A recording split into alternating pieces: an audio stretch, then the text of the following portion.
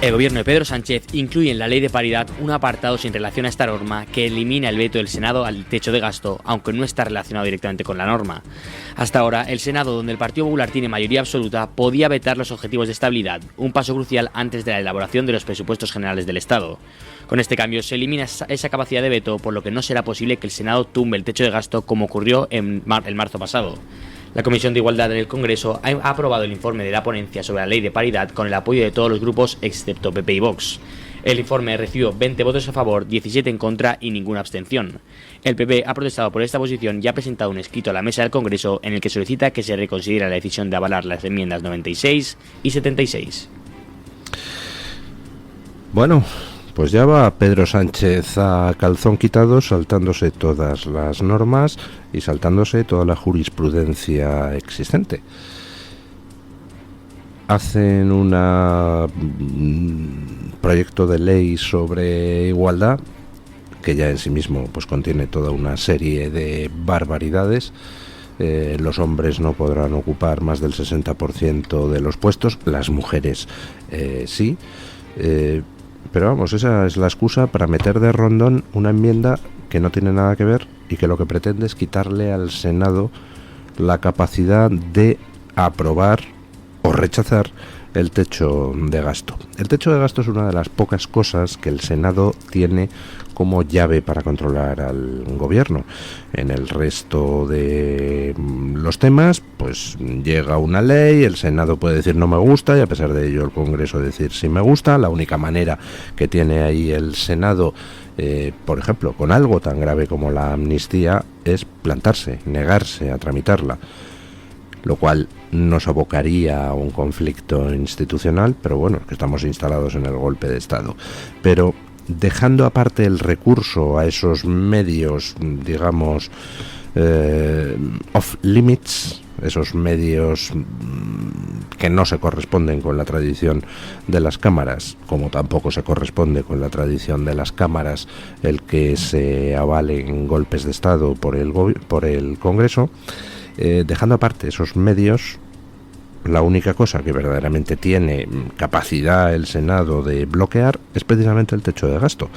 Ahí no es que el Senado diga no me gusta y luego vuelve al Congreso y el Congreso dice pues a mí sí me gusta, así que adelante con ello. No.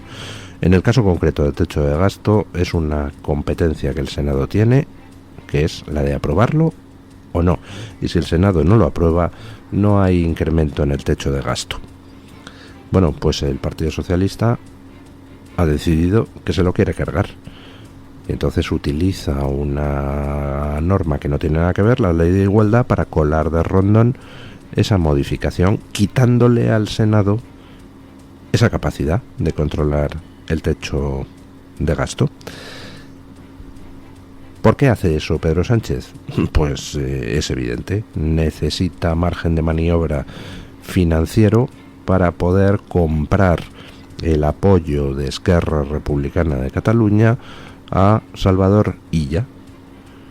Necesita poder enchufarle dinero a costa de todos los españoles a Esquerra Republicana de Cataluña y por tanto para ello necesita aumentar el techo de gasto, porque claro, si coge y quita a las demás comunidades autónomas 15.000 millones de euros para dárselo a Esquerra Republicana de Cataluña, pues el resto de las comunidades autónomas se van a quejar un poquito.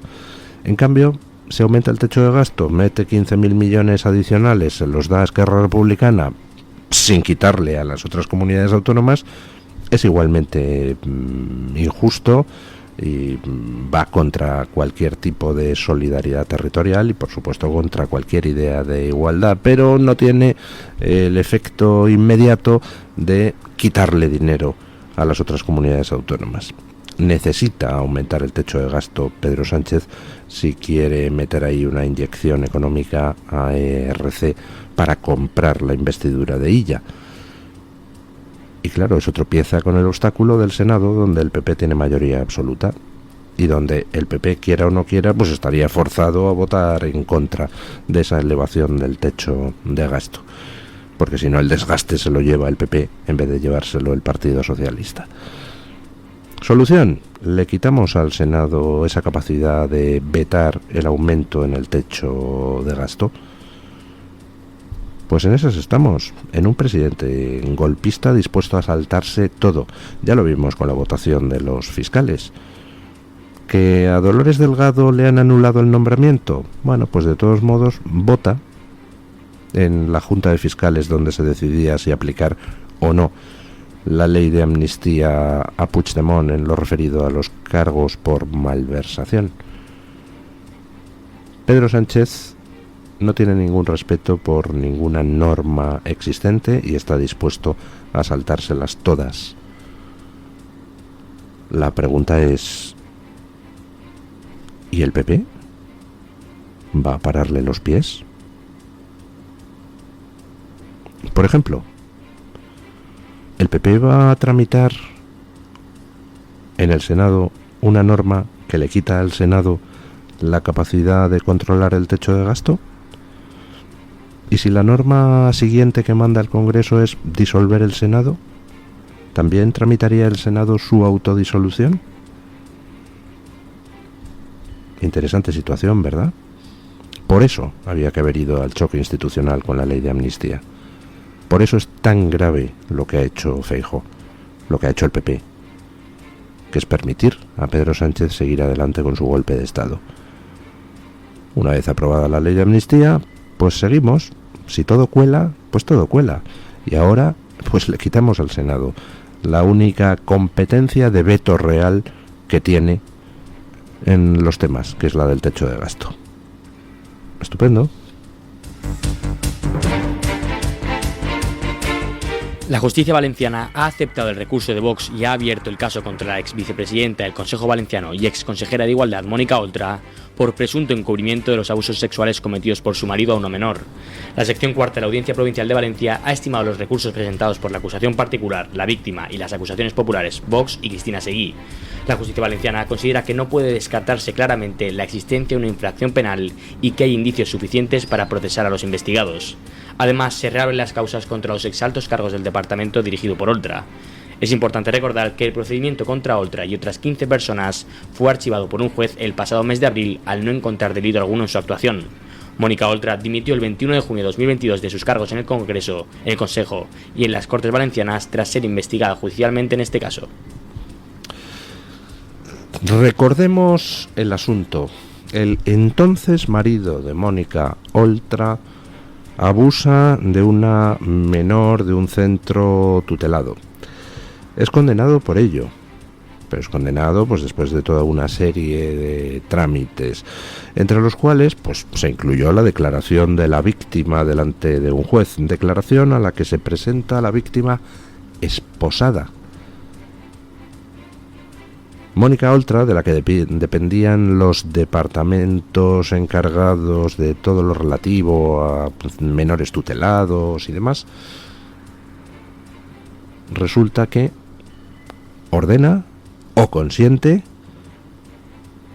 que una víctima de abusos, justamente la de el que era su marido en ese momento, sea tratada como si ella fuera la delincuente y llevada esposada ante un juez. Yo no tengo ni idea de si Mónica Oltra fue la responsable de aquello, si dio las órdenes para que eso se produjera. Yo no tengo ni idea de si el responsable fue algún subordinado que se vino arriba intentando agradar a Mónica Oltra o intentando proteger al entonces marido. No tengo ni idea de quién fue el responsable, pero evidentemente que se trate como delincuente a la víctima de un abusador es algo intolerable y por tanto alguien ha de pagar por ello. Ya saben ustedes que hace meses pues se archivó la denuncia porque es que no se habían encontrado indicios suficientes para ver quién era el responsable. Vox recurrió y se ha reabierto la causa. Evidentemente no se puede tolerar aquello que ocurrió. E insisto, yo no sé quién es el responsable, pero alguien lo será y alguien tiene que pagar. y la justicia deberá hacer las diligencias de prueba oportunas para determinar precisamente esas responsabilidades. Ayer vimos cómo desfilaban pues todos los amigos de Mónica Oltra, Yolanda Díaz, etcétera, etcétera. Creo que también la ministra de Sanidad, médica y madre, a manifestar su solidaridad con Mónica Oltra. ¿Dónde quedó aquello del hermana, yo sí te creo, de las víctimas de abusos? ¿Que dónde quedó? Pues en la papelera de la hipocresía de una izquierda progre a la que las mujeres le importan un soberano bledo. Solo le importan en cuanto puedan ser utilizadas para avanzar sus calendarios ideológicos. Si una mujer es abusada por una manada multicultural recién llegada en patera, esa mujer no es interesante. No sirve para hacer avanzar los calendarios ideológicos progres y por tanto a esa hermana pues no es que no se la crea o se la crea, simplemente se la ignora. Y a la víctima de los abusos del entonces marido de Mónica Oltra, por supuesto, a esa no se la cree nada. Es más, se avala a quien es responsable, al menos político, de haber tratado a esa víctima como una delincuente. Hay que acabar con esta gente. Hay que echarla de la política. Hay que movilizarse y con los votos mandarles a su casa. Son tóxicos, son hipócritas, no aportan nada a la humanidad. Al contrario. Con ellos se han incrementado las agresiones a mujeres, con ellos se han incrementado las agresiones a miembros de, a personas homosexuales. Con ellos empeora todo aquello que ellos dicen que vienen a defender. Y no es casualidad. Cuando se pone al frente de la dirección de los asuntos públicos a gente a la que no le importa en absoluto lo que le pase, por ejemplo, a las mujeres, el resultado es pues que empeoran los problemas. Y empeoran los problemas porque se dedican a hacer cosas que nada tienen que ver con solucionar los problemas de las mujeres, por ejemplo, las agresiones sexuales. Es más, como utilizan las estadísticas para tratar de justificar su propia existencia, pues en el fondo les viene estupendo, que aumentan las agresiones sexuales a mujeres. Dicen, ven ustedes, el heteropatriarcado. Son los primeros interesados en que no desaparezcan los problemas. Con lo cual, ¿qué sucede? Que sus legislaciones tienden siempre a agravarlos. Miren la ley del solo sí es sí. Sabían perfectamente que iba a provocar excarcelaciones de violadores, de pederastas, y no les importó.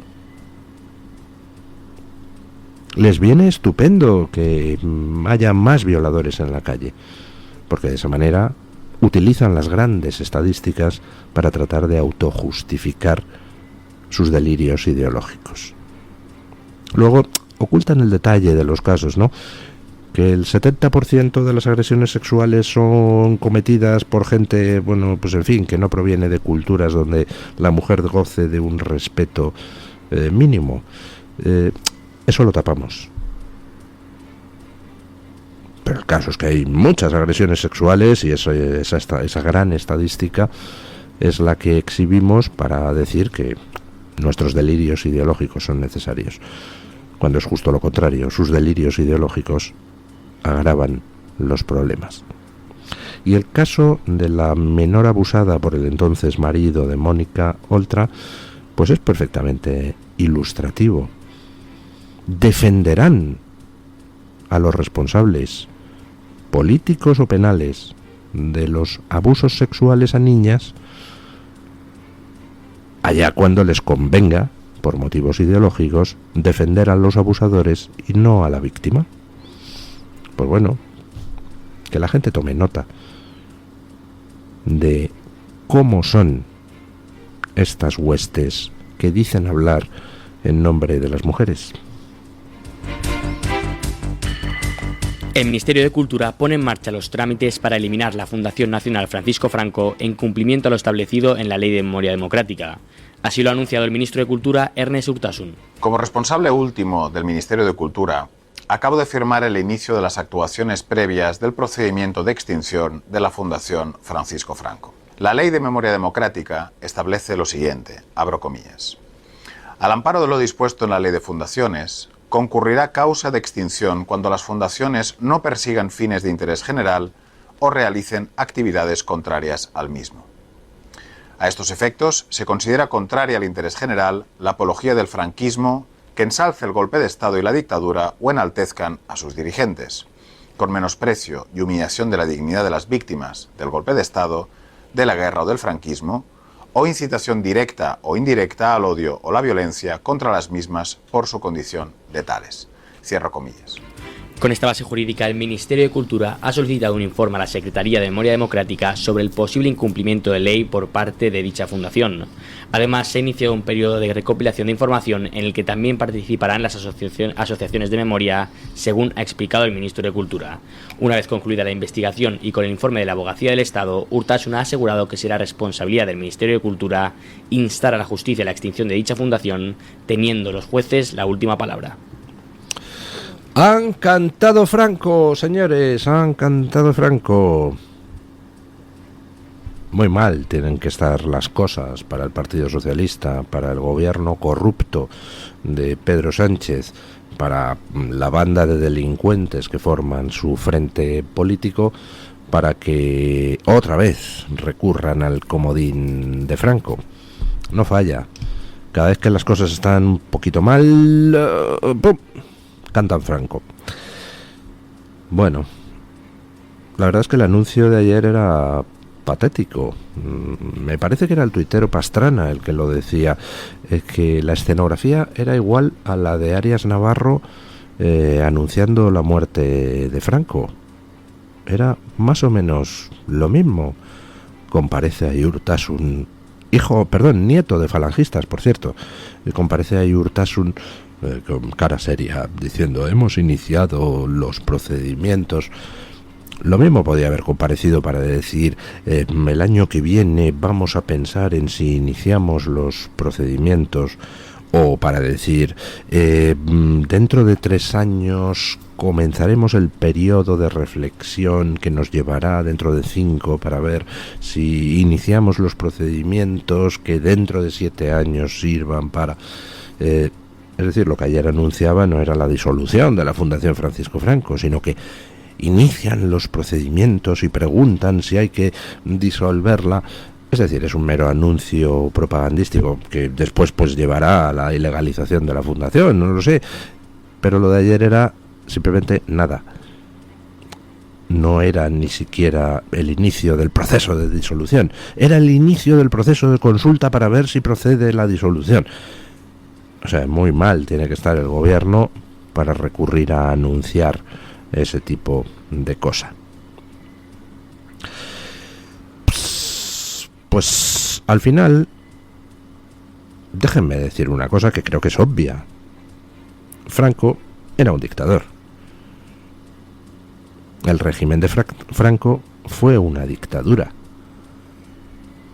Y en esa dictadura, pues se tomaron decisiones que llevaron dolor y sufrimiento a gente que no toda merecía ese dolor y sufrimiento. Y les pongo un ejemplo muy sencillo. Por ejemplo, los que fueron juzgados por haberse dedicado a matar durante la guerra civil a personas por ser católicas. Pues oiga, pues mira. Pero al lado de eso, pues a otra gente que no había matado a nadie, pues se la represalió. Por ejemplo, el abuelo de mi mujer, que no había matado a nadie, era médico, y por ser masón, pues le prohibieron ser médico. La dictadura de Franco, pues tiene, por ello, muchas cosas por las que se le puede criticar a Franco. Pero permítanme que haga una pregunta. ¿Por qué ganó Franco la guerra civil? Pues ganó Franco la guerra civil porque es que lo que tenía enfrente era infinitamente peor. y porque Franco contó con el apoyo de al menos la mitad de la población española. El Partido Socialista y las fuerzas de izquierda en este país son expertos en tomar regímenes que intentan ser democráticos y transformarlos en la basura más basura existente. De tal manera que al final, a base de expulsar población de lo que es aceptable, pues terminan provocando una reacción que lleva a su propia derrota. La República, la segunda, nació muerta. Al mes de proclamarse esa república, ya se produjo la quema generalizada de iglesias en España. ¿Cómo narices va a vivir una república con ese planteamiento inicial? Pues lógicamente, al final, quienes no querían desaparecer, quienes no querían que los mataran por la calle, quienes no tenían posibilidad ya de estar dentro de aquel sistema que les había expulsado, por ejemplo los católicos, pues terminaron apoyando a Franco, igual que habrían apoyado al mismísimo diablo, contra un régimen que no era democrático, sino revolucionario de corte soviético. Y bueno, pues parece que la izquierda en este país no aprende nunca, y siempre trata de patrimonializar los regímenes democráticos, de pervertirlos, de poner las instituciones a su servicio, hasta que llega al punto de ruptura donde la gente dice: oye, chavalote, si es que has destruido la democracia, si es que aquí ya no hablamos de dictadores contra demócratas, hablamos de dictadores contra dictadores, y puestos a elegir dictaduras, pues elegiré la que más me convenga a mí, ¿no? Que fue lo que se dijeron mucha gente a partir de febrero del 36, que es cuando ya desaparece todo tipo de, en fin, formalidad democrática durante el régimen republicano. Y frente a todo eso, pues mira, hay gente que lo que queremos es vivir en un régimen de libertades y de democracia, donde uno pueda ser de derechas o de izquierdas, pero aceptando la alternancia en el poder, que es lo que el Partido Socialista jamás en su historia ha aceptado. Considera que tiene una legitimidad moral para detentar el poder de la que carecen sus adversarios, y por tanto todo vale para destruir a sus adversarios. Bueno, no sé, intentaremos que esta vez el Partido Socialista no se lleve por delante el régimen democrático como se lo llevó durante la Segunda República. El presidente de Argentina, Javier Milei, pide ser recibido por el rey Felipe VI en su visita de hoy a nuestro país. Según publica el diario El País, el mandatario argentino que visita España para recibir un premio del Instituto Juan de Mariana habría pedido a la Casa Real que se produjera este encuentro. Sin embargo, en la agenda del rey no figura este acto. El País afirma que fuentes del Palacio de la Zarzuela han explicado que, de acuerdo a la Constitución, la política exterior es competencia exclusiva del Gobierno. También han recordado que Felipe VI coordina con el Ministerio de Asuntos Exteriores las visitas a España de mandatarios internacionales. A pesar de esto, Milei sí se reunirá con la presidenta de la Comunidad de Madrid, Isabel Díaz Ayuso, en una reunión en la que la presidenta le entregará la Medalla Internacional de la Comunidad Autónoma. Para nosotros es un honor recibir al presidente legítimo, elegido, él sí, por amplia mayoría en las urnas por el pueblo de la Argentina. El presidente de Argentina vuelve a España poco después de la crisis diplomática abierta en su anterior visita a la península para participar en el evento Viva 24 organizado por Vox. Bueno, pues vuelve Milei a España y vuelve en mitad de una polémica donde, pues ya saben ustedes que el cruce de descalificaciones no cesa. Descalificaciones del gobierno hacia Milei, descalificaciones directas e indirectas, porque no olvidemos que el gobierno de Pedro Sánchez está coordinado con quienes en Argentina tratan de minar al gobierno de Milei, y Milei pues responde al gobierno de Pedro Sánchez y va a venir a España, va a una reunión del Instituto Juan de Mariana, Isabel Díaz Ayuso aprovecha para imponerle la medalla de Madrid, no sé cómo se llama exactamente la medalla. Medalla internacional, don Luis. Medalla internacional de Madrid. Y al parecer Milei había solicitado pues una audiencia con el rey, audiencia a la que se ha negado el gobierno de Pedro Sánchez, que es quien marca la agenda de política exterior del monarca. Bueno, pues tendremos un poquito de follón informativo en torno a en torno a esta presencia de Milei aquí en España. ¿Qué quieren que les diga con respecto a eso? Pues que viva la libertad, carajo. Y que me parece estupendo que Milei se defienda de todos los ataques rastreros y solapados de un gobierno que es muy chulo con los débiles, con aquellos de los que cree que puede abusar, pero luego se achanta ante los que le plantan cara. Y Milei lo sabe, y por eso le planta cara. Vamos con doña Laura Fernández Cañas para que nos cuente qué trae OK Diario en la portada. Buenos días, doña Laura. Muy buenos días.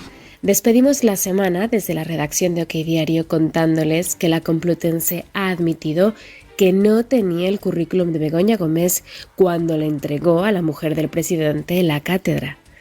¿Y sabían que 3 de los 7 magistrados del Constitucional que amnistiarán a Chávez y Griñán están ligados al PSOE andaluz? Le damos todas las claves. Volvemos el lunes con más. Mientras tanto, tengan ustedes un estupendo fin de semana.